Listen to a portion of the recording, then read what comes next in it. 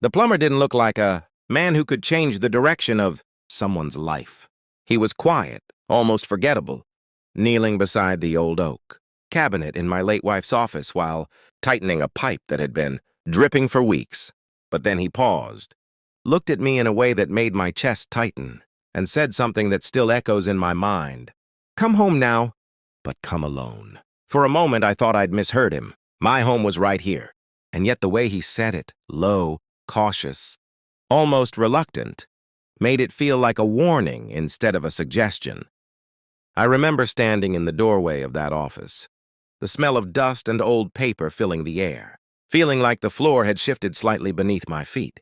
That room had been untouched for almost a year, ever since my wife, Lena, passed away. Grief changes the way you move through the world. At first it's loud, heavy, overwhelming.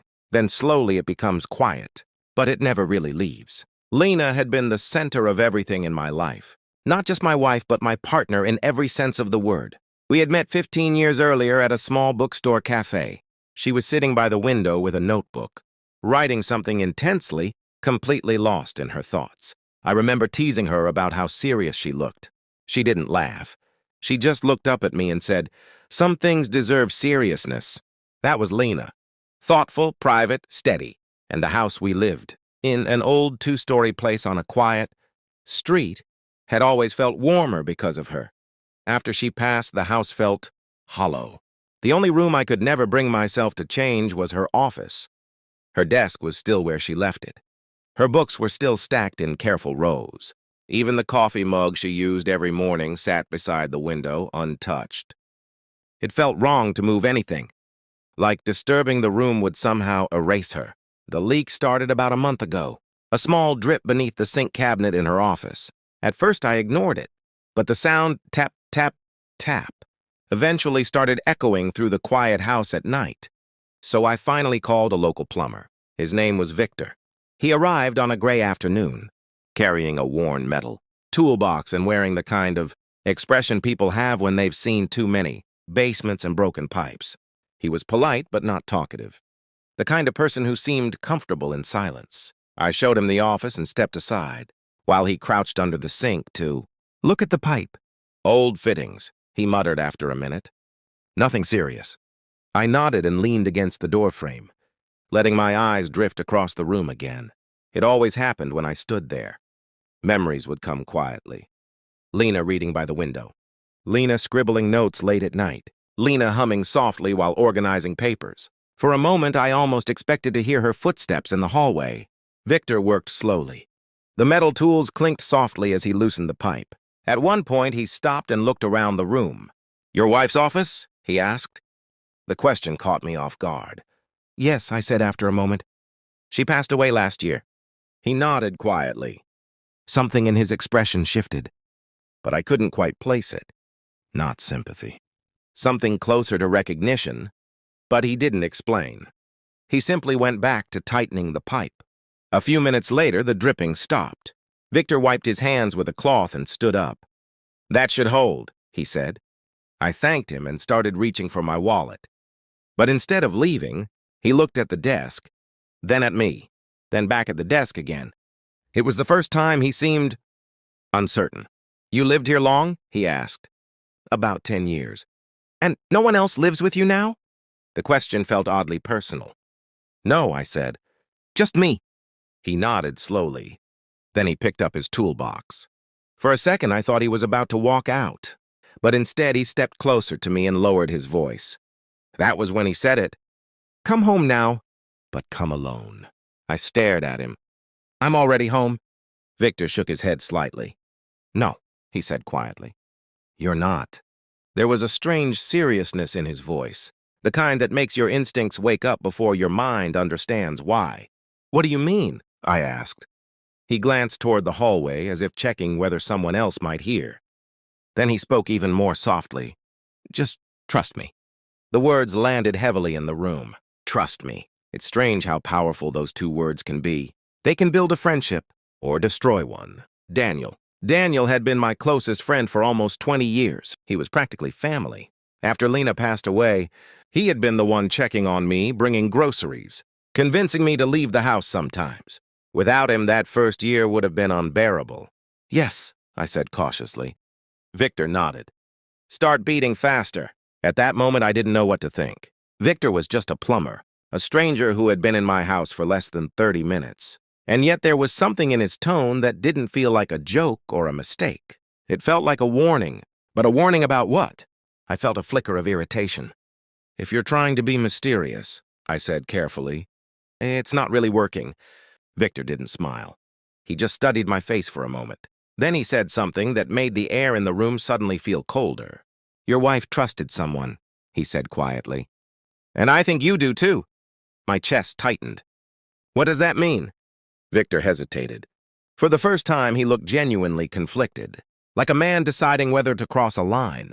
Finally, he sighed. You have a friend who comes here often, he said. The words immediately brought one name to mind. Daniel. Daniel had been my closest friend for almost 20 years. He was practically family. After Lena passed away, he had been the one checking on me, bringing groceries, convincing me to leave the house sometimes. Without him, that first year would have been unbearable. Yes, I said cautiously. Victor nodded. That's who I thought. My patience was wearing thin. Look, I said, if you're trying to say something, just say it. Victor gripped the handle of his toolbox. For a moment, I thought he might change his mind and leave. But then he looked at me again. And this time, his voice carried a quiet certainty that made my stomach twist. I've been in this house before, he said. The words hung in the air. What? I said. Victor nodded slowly. Not as a plumber, he added. Then why? He hesitated. Then he said something that made my heart start beating faster. Because someone hired me to fix a different problem. I frowned. What problem? Victor looked directly at me. The kind you don't call a plumber for. The room suddenly felt smaller. What are you talking about? Victor took a breath.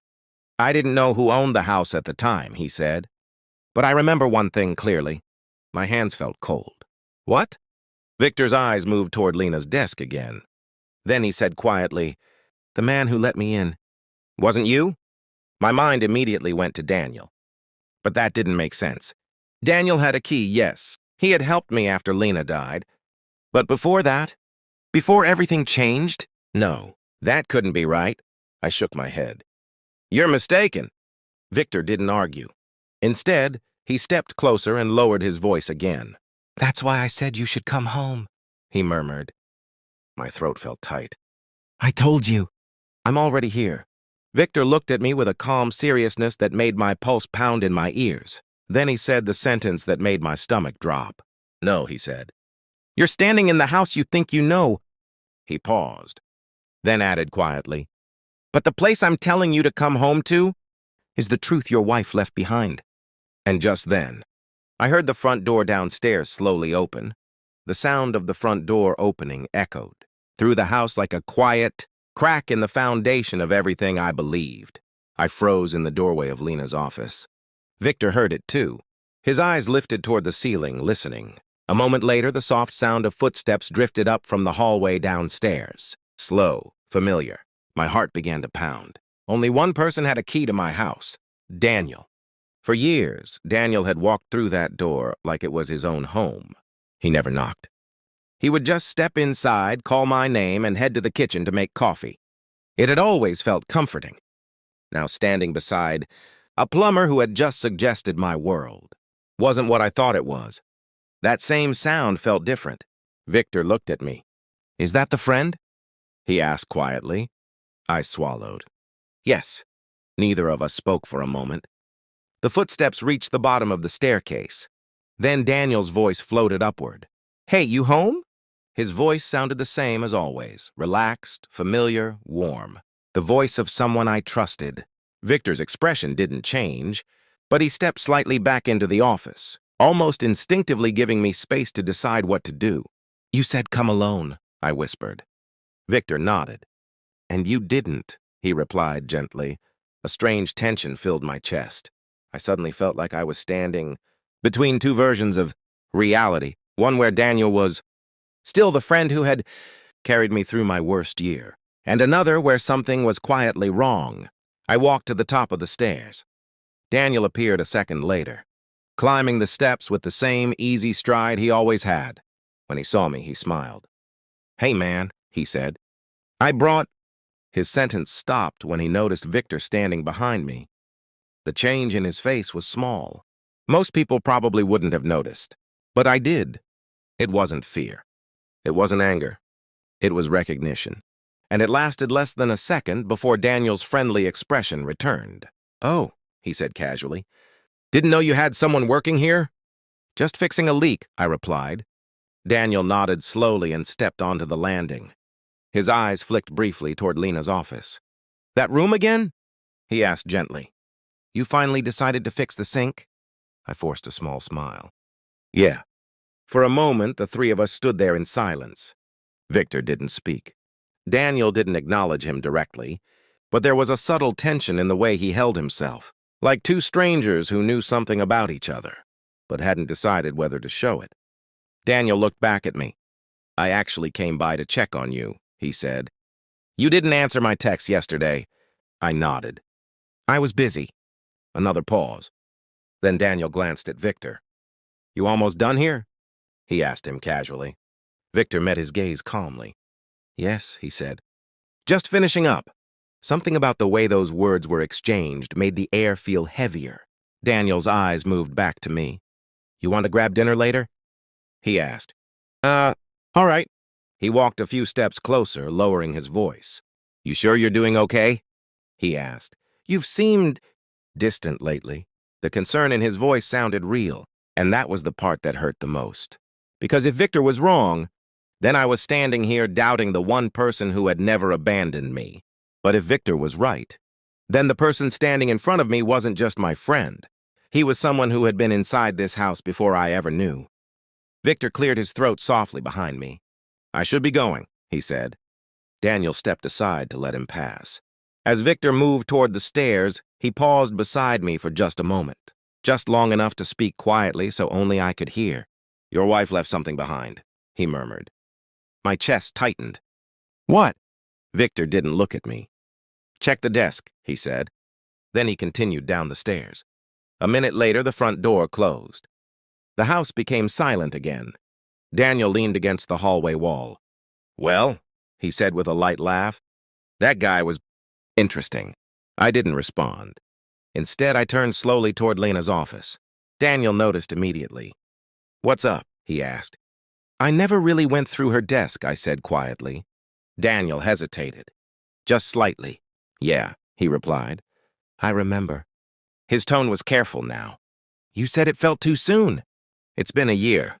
Daniel pushed himself off the wall. "Do you want me to help?" he asked. The offer sounded supportive, exactly like the Daniel I knew, but Victor's voice echoed again in my head. "Come home, but come alone." I forced a small smile. "I think I should do it myself." Daniel studied my face for a moment. Then he nodded slowly. "All right." He walked downstairs, giving me space. "I'll wait in the kitchen," he called. I stood there for a long moment after he disappeared. The hallway felt quieter than it ever had. Finally, I stepped back into Lena's office. The room felt different now. Not just sad, watchful. I walked slowly to her desk and sat in the chair she used every day. The wood creaked softly under my weight. For a minute, I just stared at the surface. Pens, a notebook, a framed photo of the two of us at the lake 5 summers ago. Then I opened the top drawer. Inside were the usual things. Stationery, old receipts, nothing unusual. The second drawer held folders and documents, insurance papers, medical forms. I almost closed it. Then I noticed something strange. The back panel of the drawer wasn't flush with the sides. It was slightly raised, barely noticeable unless you were looking for it. My heart started beating faster. I reached inside and pressed gently against it. The panel shifted. A hidden compartment. My breath caught. Inside was a small envelope. And written on the front, in Lena's handwriting, were 4 words. "If Daniel finds this." My hand suddenly felt cold. Because Lena didn't write "if you find this." She wrote "if Daniel finds this." Downstairs, I heard Daniel moving in the kitchen.